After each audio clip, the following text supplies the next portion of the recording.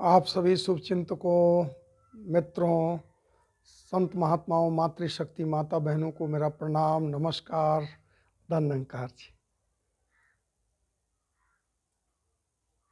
कर्मों का हिसाब।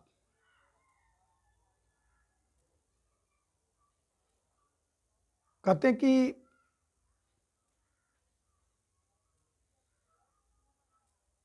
हमें कर्म के प्रति बड़ा सजग होना पड़ेगा।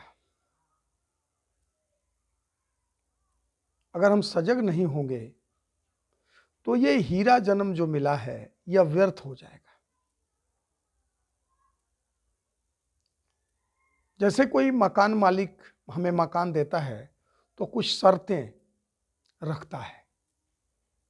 किराया समय पर देना, मकान को गंदा मत करना, मालिक की बात को मानना और मकान मालिक जब चाहे घर को खाली कर देना। ठीक उसी प्रकार ये पांच तत्वों का शरीर जब परमात्मा ने हमें दिया तो उसी मकान मालिक की तरह कुछ शर्तें हमने कबूल की उससे। किराया का मतलब भजन सिमरन। हम जब पैदा हुए थे तो वादा किया था, अबलव नसानी अवना न सहियो। हे परमात्मा, एक बार माँ के गर्भ से बाहर कर दो, एक बार इस गंदे नाली के मल मूत्र से बाहर कर दो। हे प्रभु, एक बार इस जेल खाने से बाहर कर दो तो मैं तेरा गुणगान करूंगा, तेरी कृत्य गाऊंगा, तेरा जस गाऊंगा, सारी दुनिया को घूम घूम के बताऊंगा सबका मालिक एक। लेकिन जब इस धराधाम पर आया तो मैंने कहाँ वादा किया। बचपना खेल में खोया, जवानी नींद भर सोया, बुढ़ापा देख कर रोया। रात गंवाई खाए सोए के, दिवस गंवाए खाए। हीरा जन्म अमोल था, कौड़ी बदलो जाए। मतलब रात तो सो के गुजार दी और दिवस दिन खा करके।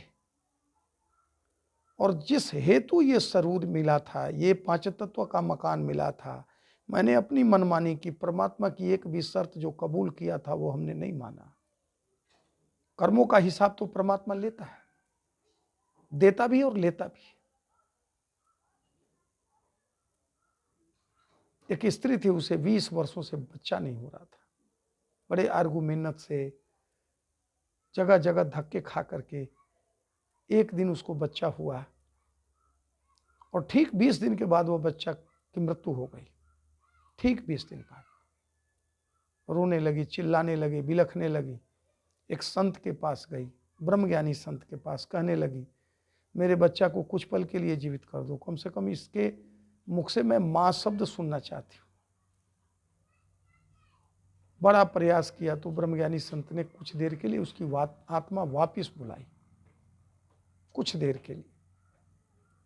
और उसने बच्चा से कहा, तू मुझे क्यों छोड़ के चला गया? तू मेरा लल्ला, 20 वर्षों के बाद, तपस्या के बाद तू आया है और 20 दिनों के बाद ही तू रुखसत हो गया। उस बच्चे ने कहा, मैं तो कैसी माँ और कैसा बेटा है। ये कहा कि मैं तो अपने कर्मों का हिसाब लेने आया था। वो स्त्री बोलने लगी, कैसा हिसाब? कहने लगा कि पिछले जन्म में तू मेरी सौतन थी, मेरे पति को उड़ा ले गई, मेरे पति को अपने बस में कर लिया। मैं कितनी रोई, गिड़गिड़ाई, चिल्लाई, लेकिन तू मेरी एक ना सुनी, मेरे पति को मुझसे उड़ा कर ले गई।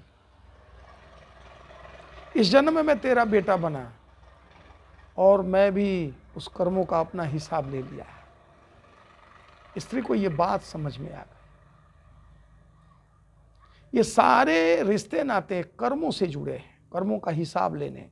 बेटा बेटी, धन दौलत को, ये जो भी देख रहे हैं ना, ये जितने रिश्ते नाते हैं सब कर्मों का हिसाब लेने से।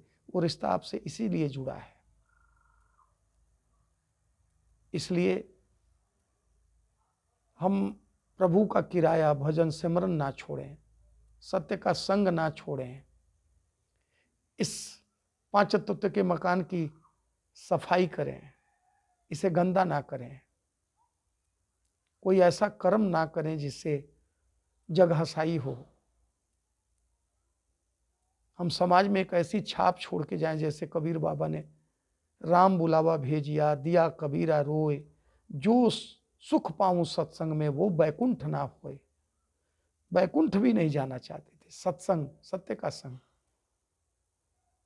तो कैसा लगा ये प्रेरक प्रसंग? अगर अच्छा लगा हो तो मिशन मार्ग को लाइक करें, सब्सक्राइब करें, कमेंट करें। फिर अगले एपिसोड में आपके हम दर्शन करेंगे। आप सभी को मेरा प्रणाम, नमस्कार, धन्यवाद जी।